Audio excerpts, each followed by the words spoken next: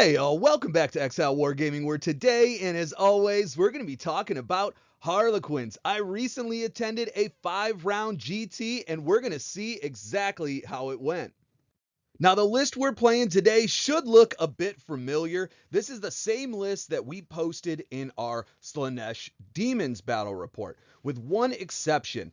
We had to remove Chegarex Coil from one of the Troop Masters in order to get this list back down to around 2,000 points. We had an option of swapping out a couple different units and changing the composition of the list, but I figured I would rather have an extra unit on the table than try to squeeze something in that may be less relevant for something like the coil. So we are bringing 2 Troop Masters, a Death Jester with Murder's Jest, a Solitaire, 6 units of 5 troops, 4 Star Weavers, 2 Sky Weavers with Haywire and Zephyrglaives, 2 units of Fire Dragons that'll be inside of a Wave Serpent, and 2 Falcons for our Troop Masters and Troop to embark into. We're coming in at 19 total units at 2,000 points on the nose. Now, on day 1, all of our missions will be played on GW Terrain Layout 1. Our first game will be Mission A, which is Take and Hold, Raise Banners, and Tipping Point style deployment. Now, we're going to be going through these battle reports a little bit faster than we would in a typical video, mainly because I did not have the opportunity to take pictures in between each phase of every turn. It seemed a little odd for my opponents as well, so getting some pictures taken as I could so I can get this up on a video for you. Now, my first opponent was absolutely incredible. Amazing guy, Justin. If you're watching this, I really appreciate you. I look forward to playing you again sometime soon. But his list is very unique. He's bringing the Chaos Demons in the Demonic Incursion, and I have not played against them in the Ghosts of the Webway Detachment yet. I'm really wondering how this is going to pan out. The last time I played against demons, we had Yvrain, the Vizark, and a bunch of demons, or D-cannons, to kind of tear into his monsters while they were staging. So this is going to be a little bit of a trick. He had a bunch of the Khorne dogs that can pick up for free and go back into strategic reserve every turn. He had 3 units of those, a big unit of Plague Bears. He had a Bloodthirster, a Great Unclean One with a 4+ Feel No Pain, and Scarbrand. So there is a lot coming after us. There were also a few big units. I don't know if they were Blood Crushers or something on a Blood Throne. They were like 150, 160 points that he had, like a Khorne unit coming out of reserves. So this one's going to be pretty tricky. What we ended up doing here, because we're not worried about a ton of shooting, is just positioning ourselves with a good amount of symmetry to attack each and every objective that we may need to at any point in time. We know we're going to have to ambush our opponent at some point, but for these first few turns, we really just kind of want to deny any of their primary and score as much as we can. So the demons win the turn 1 dice roll and get to go first. He ends up moving up Scarbrand and the Bloodthirster over here. He positions some dogs up by this objective, and then in our following turn, just because of some of the secondaries, we end up pushing up our Skyweavers that don't have many good targets in this matchup, but it is something he's going to have to dedicate something useful to get them exposed in the center. If it ends up being one of the greater demons, then we have our Falcon or our Wave Serpent with the Fire Dragons to come out and just lay waste to whatever it is that they see. We end up putting our Lone Ops near this top objective. This was mistake number 1 for me. I put the Solitaire in here thinking that he may have tried to attack the Death Jester in the following turn with something like these dogs. So I wanted the Solitaire there in order to heroic intervention and make sure that we still keep that point. Otherwise, everything just kind of stays put. We're screening for that 6-inch deep strike. We don't want to be caught off guard. And then we push our Harlequin troops up over here to get onto this objective. I believe just to force our opponent out and over here, and we can use a reactive move to get back into this Star Weaver afterwards and just kind of activation lock our opponent for a little bit. At the end of our turn, I got to see exactly what this army was doing, and it was pretty shocking. So he brought up all his units of corn dogs. He brought up the Great Unclean One as well, and he ended up using that 6-inch deep strike to get the Great Unclean One onto this objective, then brought the Plague Bearers with them as well, and another big unit of corn berserkers, or I'm sorry, bloodletters came out into this objective here. He had another unit of dogs back here, and he's screening out his backfield and everything else with the Nurglings, because we do have that ability to pull a unit off the board and put him into strategic reserve. So he ends up crashing everything down here. We get our troops back into the Starweaver. And I believe this is Scarbrand that came down over here with some corn dogs. Everything tried to put as much firepower as they could into this, and unfortunately they weren't able to bring it down in shooting. So we have saved our troops, at least for this turn. In the charge phase, our opponent ended up moving their bloodletters into the Skyweavers, and they bring them down. They were getting a bunch of bonuses from this chariot over here as well. And then the Great Unclean One attacks both the Death Jester and the Solitaire. So we are going to lose the Death Jester this turn, and we're going to have to resurrect the Solitaire afterwards. I did not realize that he could charge out of that 6-inch deep strike, so it would have changed quite a few things. I believe I would have positioned the Solitaire a little bit further back, maybe onto this corner. Our troops end up getting out of the Starweaver down here that got charged by Scarbrand and these dogs, and we are able to get behind this wall within 3 inches and unchargeable. So we kept out of this range right here and an inch out of here, so he couldn't consolidate into us afterwards. In our turn 2, we end up just kind of swinging the entire game over here. We disembark a unit of fire dragons with a few extra inches of movement out of the wave serpent in the center. They're going to come up. We also move this falcon up to be able to get shots into the Great Unclean One. Our troops come out as well, and we have the Solitaire who was out of combat, and the Skyweavers as well. We are able to bring down the Great Unclean One with the Falcon, the unit of fire dragons, and these troops getting all their rerolls with the fusion alone. It was kind of wild. We then bring out a few Plague Bearers with some of our Shuriken cannons and some of our Zephyr Glaives with Haywire. Actually, I believe the Zephyr Glaives scored 3 devastating wounds on the Great Unclean One as well. We ended up pushing out our unit of troops that was in this Falcon over here out to get some shots into Scarbrand over here. They're going to get all their rerolls. We're going to throw grenades. We end up doing 5 mortal wounds with the grenades themselves. And in the charge phase, we're going to be able to bring him down, I believe, as well.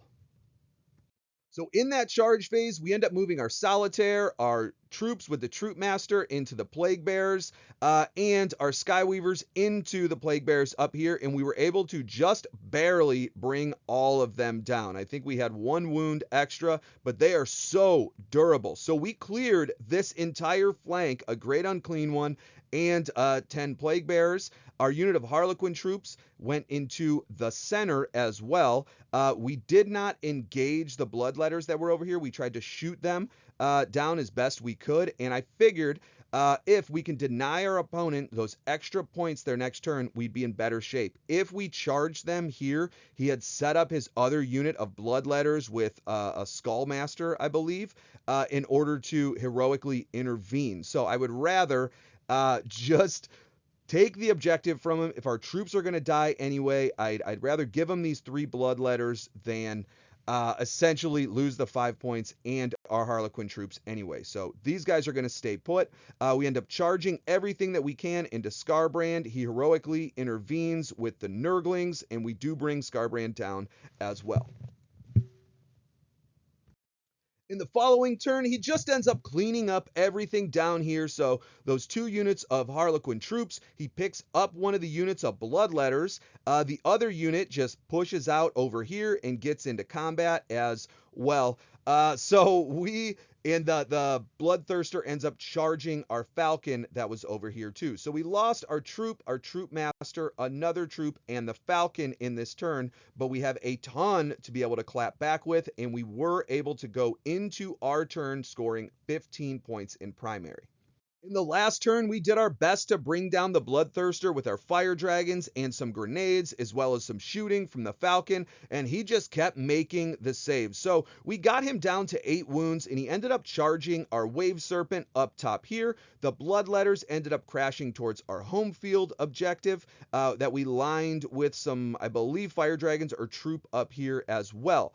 Moving into the final portion of the game, we had to end on turn 4 because we just timed out. We did a very, very good job at denying our opponent as many points as possible, getting to this point. And if we would have finalized the game, I think we could have run away with an extra, I believe, 20 points at the end. But because our opponent was super gracious and gave us the bottom of our turn 4, so we actually got a turn 4, we didn't want to kind of run up the score any amount, and that's not how we would play these games anyway. So at the end of turn 4, we walk away the victor 66-50.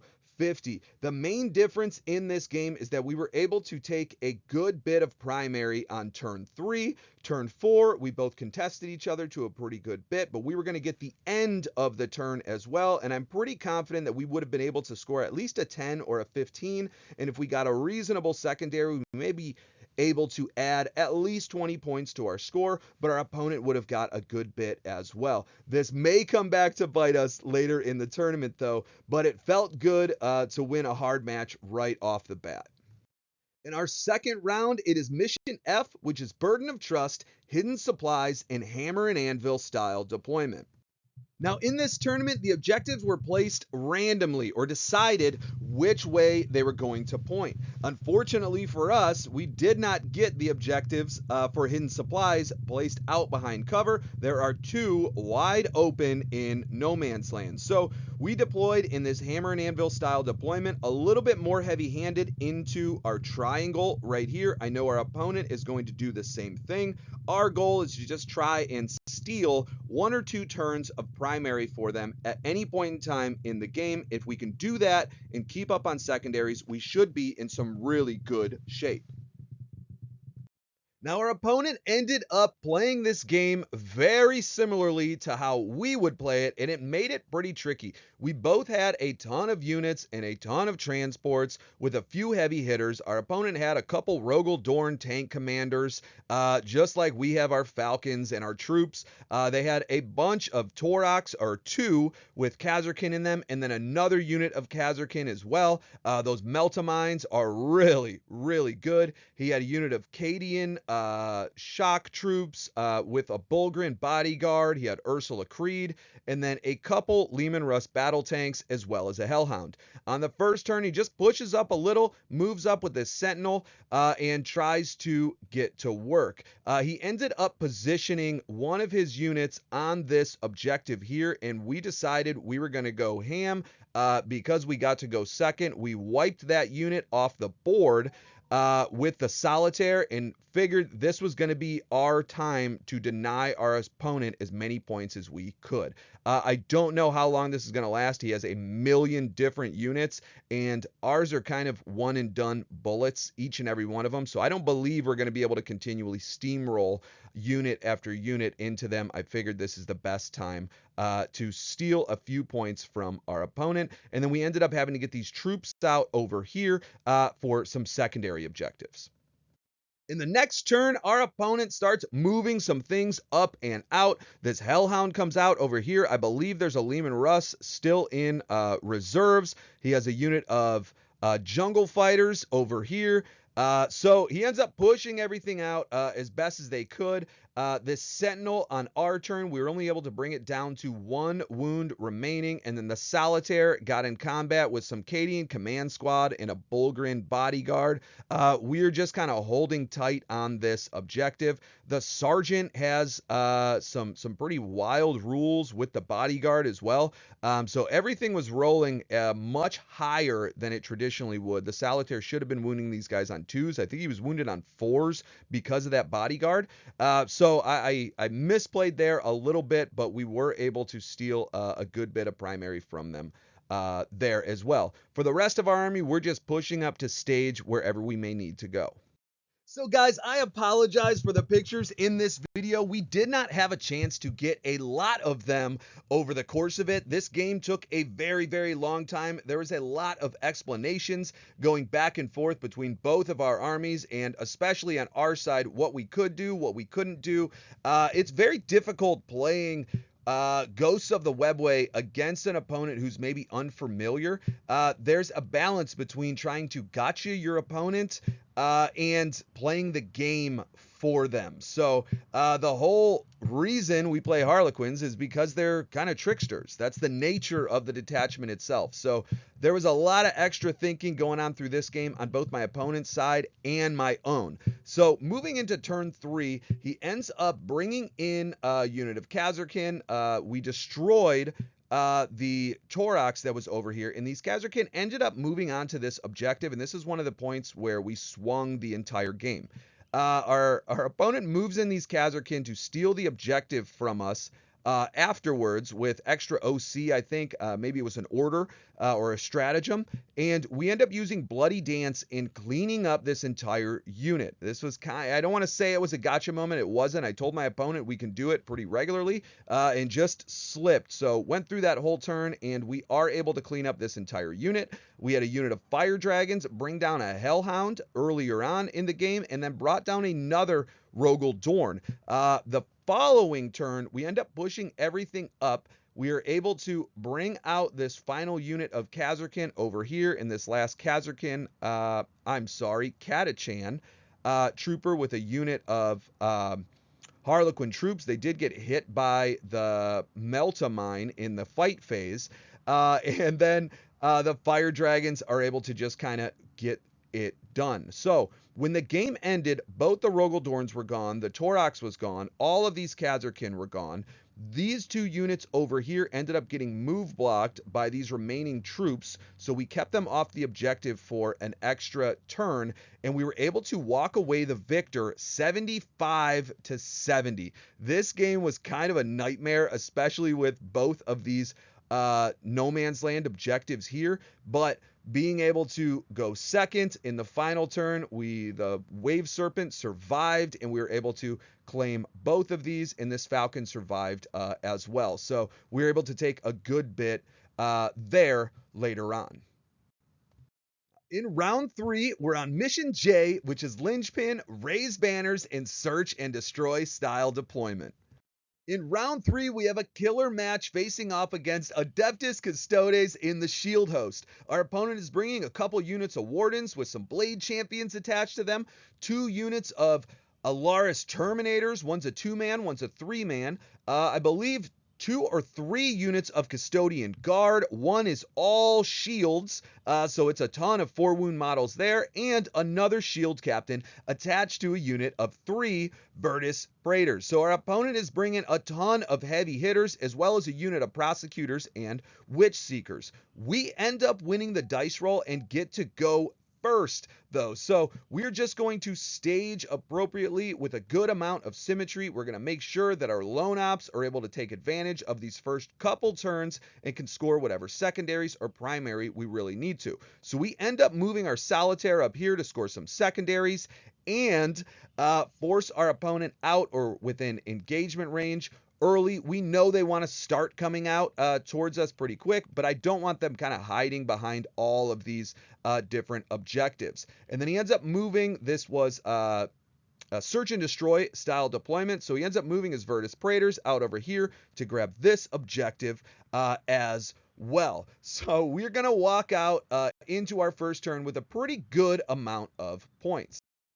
In our turn 2, we ended up moving our unit of Harlequin troops up to contest our objective from the Virtus Praetors. There are not going to be very many opportunities where we can steal primary from our opponent, so I figured what better time than now. So we ended up moving a unit of Harlequin troops all the way onto this objective. We are not charging, we're not going through walls, anything like that. We are just saying you are not getting these 4 extra points. He ends up moving a unit of Custodian Guard with all the shields up front here in order to get into range of the Solitaire.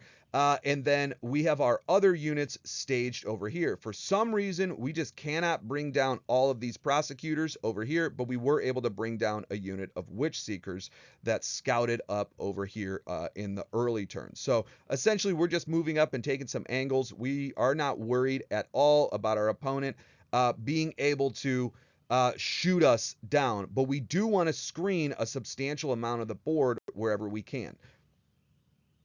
So in our opponent's turn 2, he ends up charging the Solitaire. Up here, we end up resurrecting him after combat. It's pretty safe for us to do so now because our opponent doesn't have anything going on in the middle. There's no other units that can take advantage of it afterwards. These Virtus Praetors then came out and killed our unit of 85-point Harlequin troops, and they just reclaimed this objective. He also brought down a unit of Alaris Terminators back here to hold this later. Now, in our turn 3, we end up essentially just moving up whatever we needed to get rid of these Custodian Guard in the midfield and just hope that our opponent doesn't have enough to make the charges afterwards. If they end up shooting the Solitaire, we may be able to scoot him off the objective as well and make this a little bit more difficult too.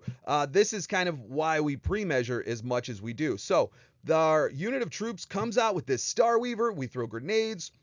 We shoot fusion pistols. We end up bringing our fire dragons up over here as well. We fire a bunch of fusion shots there, and then we charge with our troops into that unit. We are able to bring it down pretty handily, especially with the Solitaire, and then we just re-embark into the Star Weaver afterwards. On our opponent's turn 3, they advance a bunch of their units up and out, and unfortunately, they got themselves in pretty good range of all their charges, but they missed everything. This unit of Wardens had a very long charge into the Star Weaver over here.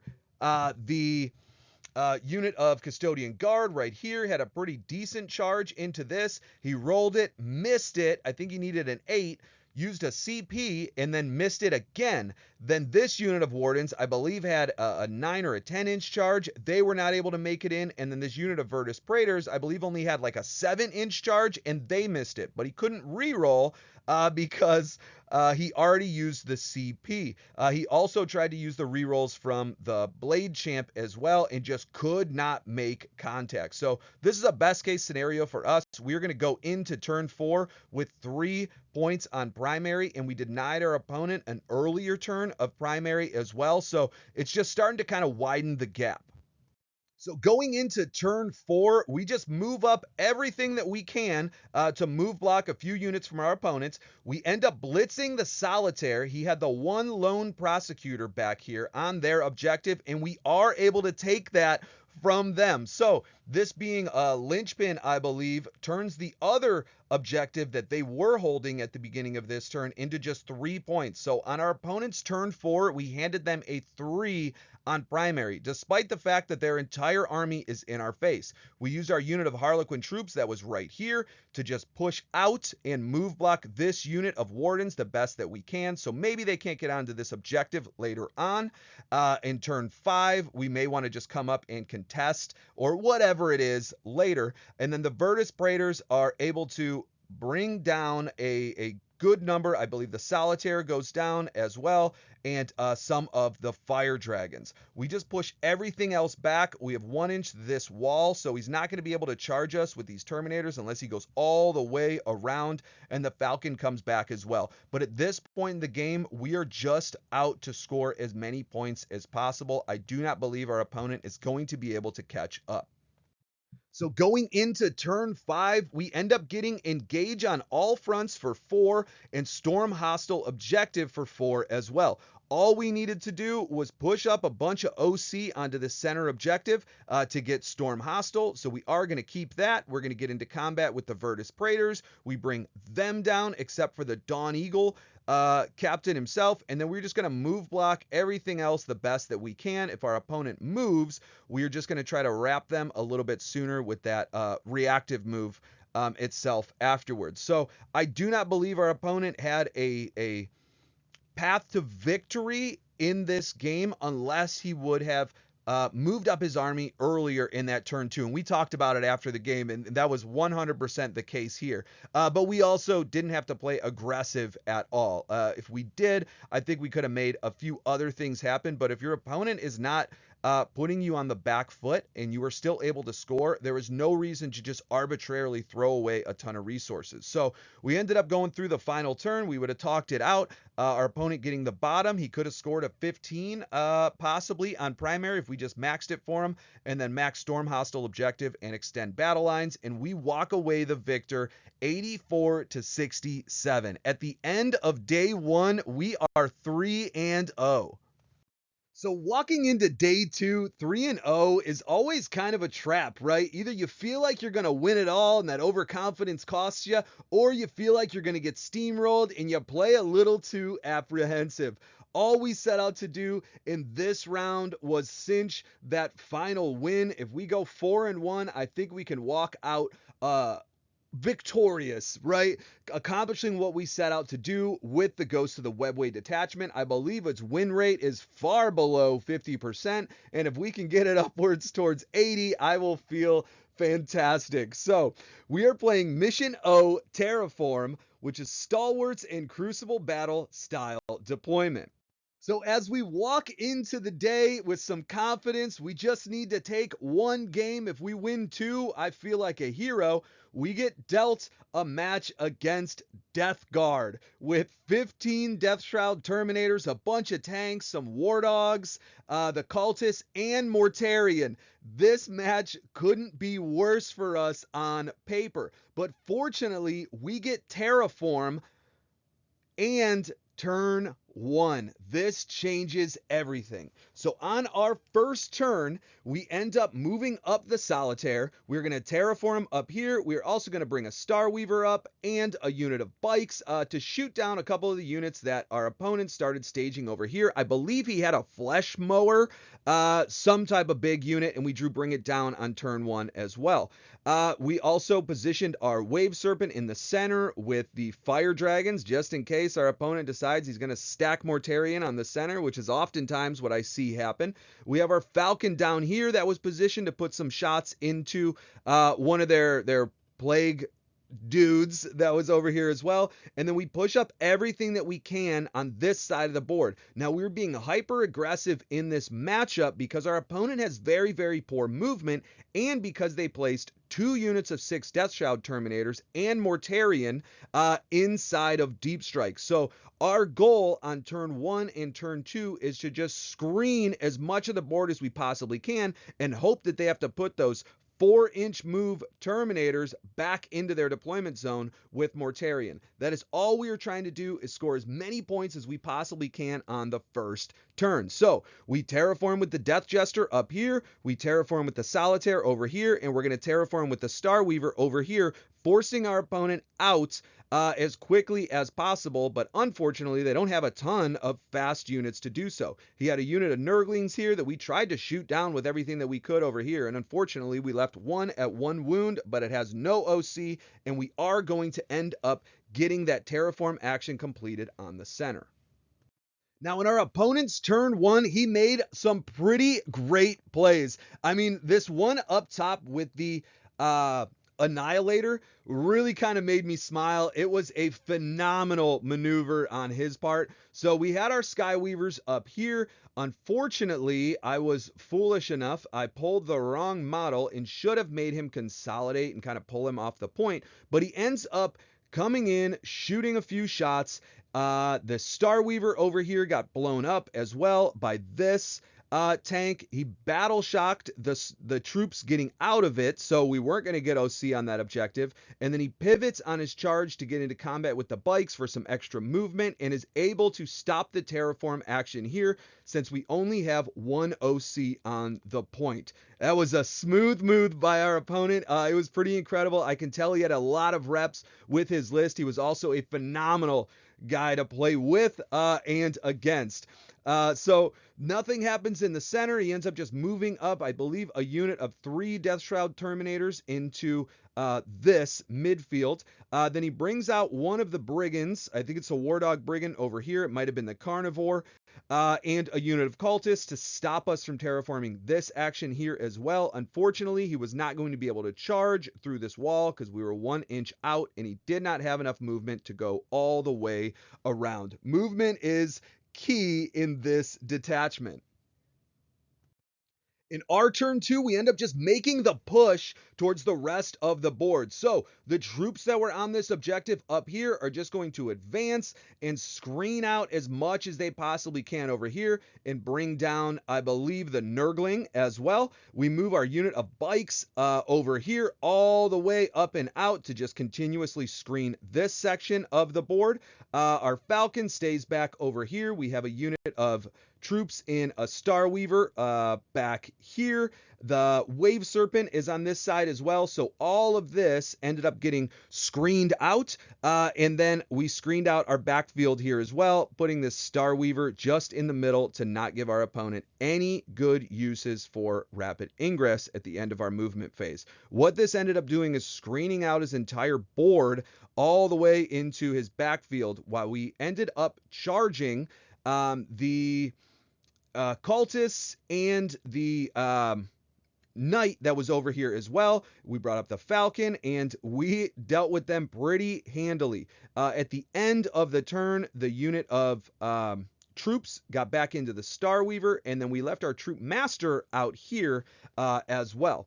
What ends up happening is our opponent rapid ingresses his unit of big Death Shroud Terminators right here. There was another unit on this section of the wall, and he had to stay outside of 9 inches. So we are really just kind of pushing them back into their deployment zone, and we are scoring as many points as possible. We also ended up getting the terraform action with the Solitaire up here.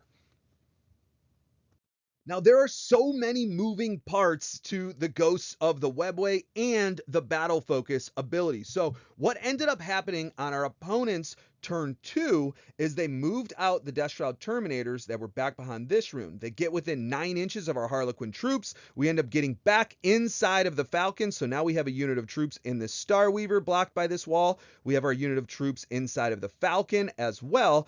And then our opponent had too many long charges they could not make. So he attempted to, I believe, shoot the Falcon, and then we reactive moved the Falcon back afterwards with the agility tokens. So it's kind of wild, all of the things that we can do, but we just kept keeping our opponent from being able to engage us. He ended up pushing out some Terminators in his turn up towards this midfield objective, and then we ended up clapping into them with our Skyweaver and our unit of troops that got out of a Falcon as well. Now, our opponent also ended up pushing up one of their War Dogs, and we brought it down to 2 wounds remaining with a Falcon and this jet bike that pushed up as well to keep screening the board. And he was down to 2 wounds. In the charge phase, he ended up charging the Falcon and trying to get onto this objective, and we heroically intervened with the Solitaire and took down the last 2 wounds. So he ends up losing at this point this whole top field. We've terraformed 2 objectives. He's going to end up terraforming with Mortarion down here, and all we have to really contest for the rest of the game is this small section of the board. Now, in our turn 4, we don't have much to deal with all of his heavy hitters.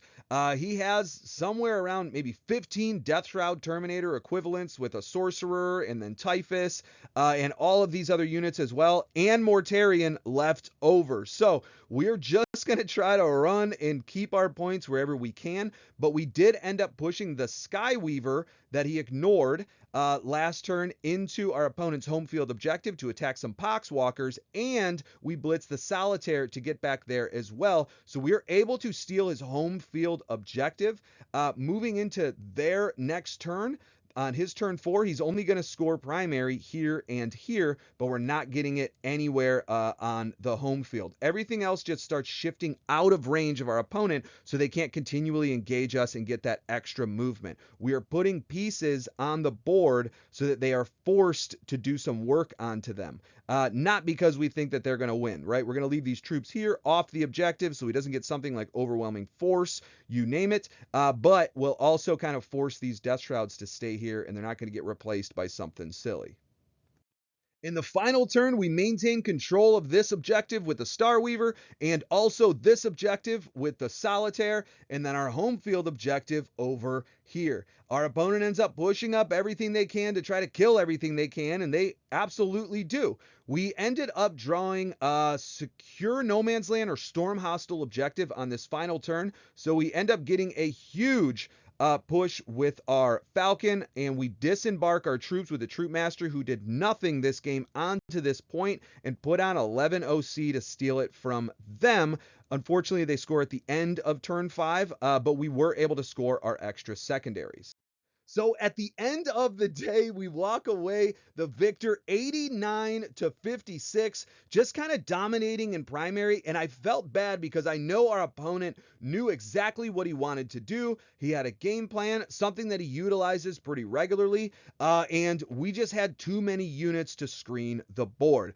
This is the reason. It's not because our opponent was not a pretty phenomenal player. He was actually excellent with his movement, his target selection, his prioritization. I mean, it was out of this world how great he was, but just screening off the entire board, measuring appropriately, really kind of gave us the edge, as well as having those lone ops to terraform those early objectives. This is one of the biggest strengths we have in the Ghosts of the Webway Detachment, that resurrect and those lone ops. So we walk away the victor. We did really, really well on primary, and we did pretty dang good on secondaries too.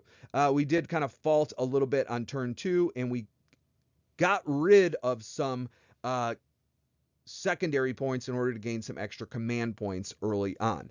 Our opponent did the best they possibly could. They scored a ton of secondary points. It just wasn't in the cards this game. This was a best case scenario for us against Death Guard, but it feels so great going into the final round in contention for first place. So in our final round, we'll be playing Mission B, which is Purge the Foe, Smoke and Mirrors, and Tipping Point style deployment. Now, before we get into this game, I do want to preface it with quite a few things. As soon as I walked up to this board, one, I knew that my opponent was pretty solid.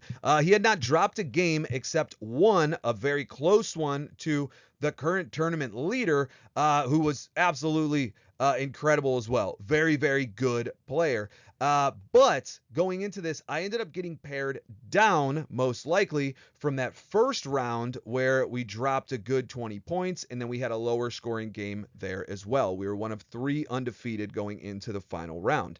But now we're playing Purge the Foe on this map in this terrain layout. Now, the terrain here played a monstrous role in all of this. If you notice on this side of the board, there is no blocker. There is no place for me to position units in the mid board, which means our opponent has exhaustive firing lanes towards everything that I would want to be doing at any point in time in this game. This felt real bad walking up to it to begin with. On top of it, we were going against Knights, and I believe he had 5 Hellverns with autocannons, and they're anti-fly 2+. So everything is bringing down Star Weavers in a single activation. In fact, over the course of this game, I believe I lost 2 Star Weavers to Overwatch in some of those activations. So it was a pretty uphill battle from the get-go. I thought maybe if I got bottom of turn, I can start making something happen. Unfortunately, we end up having to go first. So on our first turn, we end up having our Death Jester up top here. I believe we did some actions. We were just trying to force our opponent out. If he plays really aggressive this game, then we have a really good shot at just tabling him and then rocking away the victor afterwards. But if he plays apprehensive, it's going to be an uphill battle forever. He ends up pushing both of these war dogs towards the middle. This was after our first turn. And then we bring out quite a few units to start clapping back. At this point, we're trying to make a push, but you can see there are a bunch of autocannons down this line of sight. There are a bunch down this line of sight as well. So we cannot poke out our Falcons at any points. We cannot poke out our Star Weavers at any point because there's this huge long sight line all the way down the board. They have 48-inch range. If we want to get into range of our Sky Weavers doing any damage, they're not going to bring them down in one hit. They're getting overwatched. I'm losing a 1 every time. I got overwatched every single turn, which was good on my opponent. He played it really, really well. But if we were going to bring down anything that was in the midboard, we brought up some fire dragons, we brought up the wave serpent, we cleared all of this out, we brought out another war dog over here early on with some troops and a troop master, but I believe he just had too many. So he ends up pushing this bottom objective in the following turns. We have to move our lone ops around to try to score some secondaries and maybe get some primary, but he's walking out with kill more on every single turn. We're trying to tie him on the hold more objectives, but he's getting that extra 4 points every turn as well, and we're starting to run out of resources. So these dogs end up pushing up to get into range of the solitaire, and then these dogs literally have line of sight across the entire board wherever they would like to go. They can push down here, shoot down this line. It's pretty wild. I'm kind of locked into this section, and then he has another one over here to keep this Falcon at bay, as well as Canis Rex. There is no really good way to attack this game. In turn 4, the secondaries started getting away from us. Our first couple turns, I believe we only scored 3 points in secondaries. We were drawing things like Marked for Death and Assassination, and like Recover Assets and Sabotage, just low scoring objectives. So we end up clearing out these dogs over here, and then we just have to make some type of big push towards the midboard. And in the final turn, our opponent ends up pushing everything out to try to score as much as they can on his turn 4. In turn 5, we wipe out almost everything, but we would lose everything in return afterwards. We had to be able to get rid of this critical mass of war dogs early on because we were able to finally bring down about 5 of them. It meant that we can attack earlier. If we were to bring out any of these units early on, the game probably would have been over much, much faster. And I knew this game was a losing proposition, but we tried to score as many points as we possibly could to try to get on the podium. So we end up walking away the loser in the last match, 69-94 in favor of Imperial Knights. So guys, overall, I had a great time in this tournament playing against some really amazing opponents. This list itself allows for so much adaptation. We don't have to kill everything on the board. We can contest, move, score, deny, do whatever we need to win the game. I think Harlequins excel at just playing the game more than they do dealing a hefty amount of damage. But we have that ability to clap back pretty hard when we really need to. The thing that I loved about this army is I was able to keep my opponents continuously out of engagement range of me, but I was able to engage them whenever I wanted. Some of these games just felt like I didn't need to make it happen. Against Custodes, we could have got into a brawl pretty quick. We could have been throwing grenades, shooting fusions, meltas, dealing a bunch of devastating wounds, but we didn't really have to. And after a certain point in the game, when you see there's a gap, you just kind of keep running with it. Kind of set your pride aside in the models and all the dice and just go towards winning that game. So I love that we have the ability to do that. The Star Weavers, again, were absolutely amazing, protecting and utilizing a lot of the movement shenanigans that come with them. The Fire Dragons and the Falcons were phenomenal. We brought down 2 Rogel Dorns, I believe, multiple Demon Princes, and otherwise a couple units of Custodes as well. The solitaire in each and every game was absolutely crucial and clutch, whether it was terraforming or stealing home field objectives or resurrecting to finish off a squad afterwards or killing something with heroic intervention. The solitaire was an absolute all-star in every single one of these games. So I think there's a ton of positives to take from this list. But that doesn't mean there aren't considerations when selecting this army. The first couple turns can take a lot of time, and just your pre-game speech on what you could do and cannot do is exhausting. Telling your opponent that every one of your troops can get +1 to wound, +1 to hit, rerolls of 1s is a lot. Telling them all of the battle focus abilities, telling them all of our stratagems. We have reactive moves. When you get within 9, I also have reactive moves if you shoot me. I also could give extra movement to my vehicles, or I can ignore Overwatch.